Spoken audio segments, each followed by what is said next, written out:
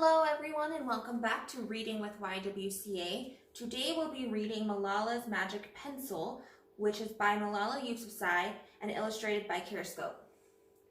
This one is, as many parents will know, based on a true story and written by Malala herself. So I love this one because it tells a story about how one person can really impact the world.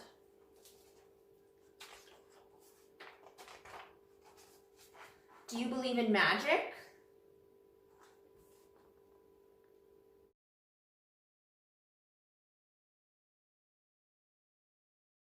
When I was younger, I used to watch a TV show about a boy who had a magic pencil. If he was hungry, he drew a bowl of curry and it appeared. If he and his friends were in danger, he drew a police officer. The little boy was a hero, always protecting people who needed help. How I wanted a magic pencil too.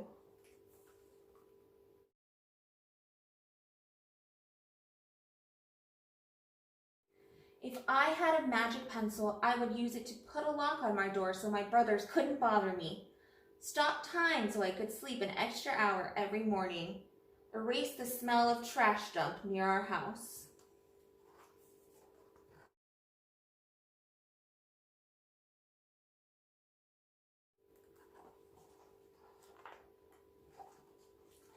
And I would use it to make other people happy. I would draw the most beautiful dresses in the world for my mother, the best buildings in the valley for my father, so he could open many schools where children would study for free, a proper ball so my brothers and I no longer had to play with an old sock stuffed with rubbish.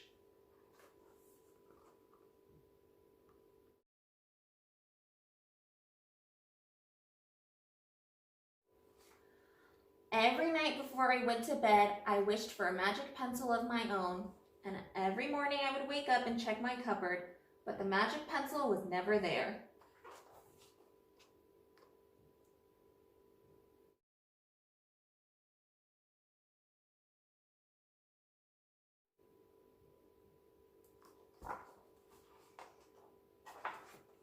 One day, I was throwing away potato peels and eggshells at the dump. I was wrinkling my nose, swatting away flies, and making sure I didn't step on anything dirty in my nice shoes, when I saw a girl about my age sorting trash into piles. Nearby, boys were fishing for metal scraps using magnets on strings.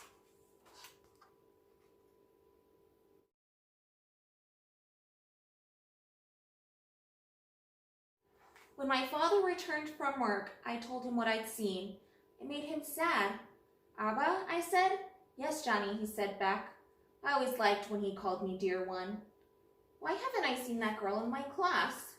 "Because," he said, but didn't finish right away.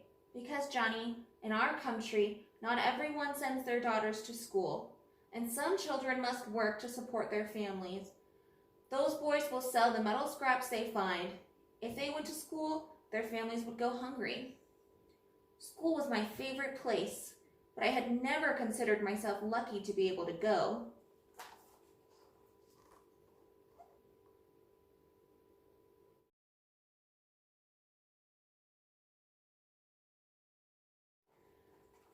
My father had always said, "Malala will live free as a bird." Now I wondered how free I'd truly be. That night I thought about families who didn't have enough food, and the girl who couldn't go to school, and even about how when I was older, I would be expected to cook and clean for my brothers, because where I came from, many girls weren't allowed to become what they dreamed of.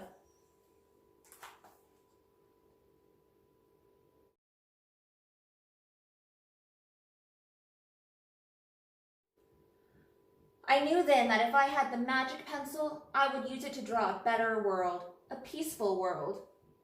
First, I would erase war, poverty, and hunger. Then I would draw girls and boys together as equals.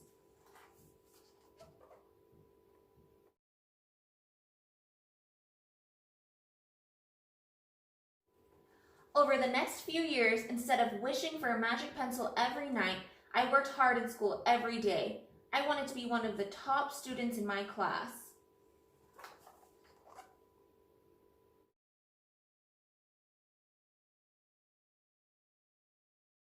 But soon, powerful and dangerous men declared that girls were forbidden from attending school. They walked the streets of our city now. They carried weapons.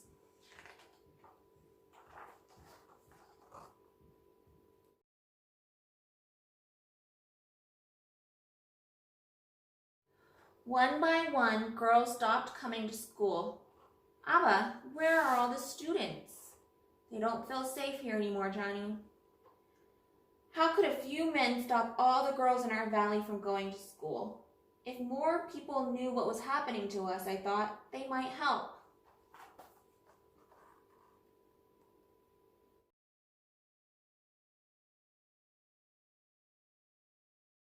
Wishing wasn't enough. Someone needed to speak out. Why not me? I wrote about what it felt like to be scared to walk to school and how some of my friends had moved away because of the threat they faced in our city. I wrote about how much I loved school and how proud I was of my uniform.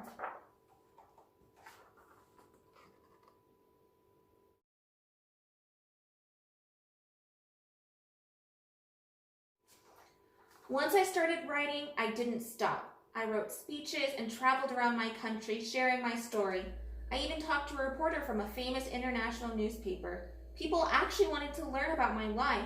I spoke for all the girls in my valley who couldn't speak for themselves.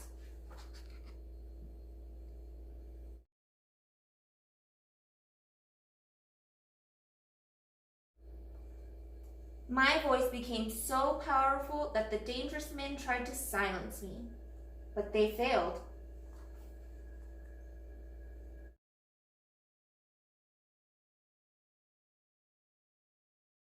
And now my voice is louder than ever. Louder because people have joined me, and together we make a chorus, standing up for what we believe. We raise our voices for those in need, help people in danger even if they are an ocean away. Think of the world as a family.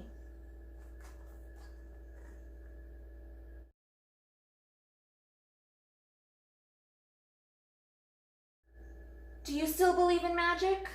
I do. I wrote alone in my room, but people all over the world were reading my story. Millions now know it and help me spread my message of hope. I had at last found the magic I was looking for, in my words and in my work.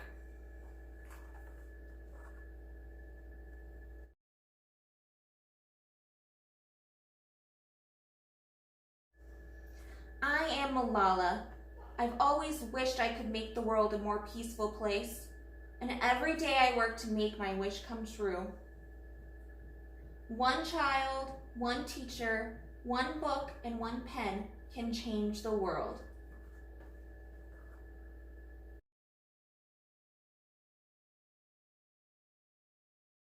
And that's Malala's Magic Pencil. Thank you so much for joining us for Reading with YWCA, and I hope everyone is staying healthy and safe.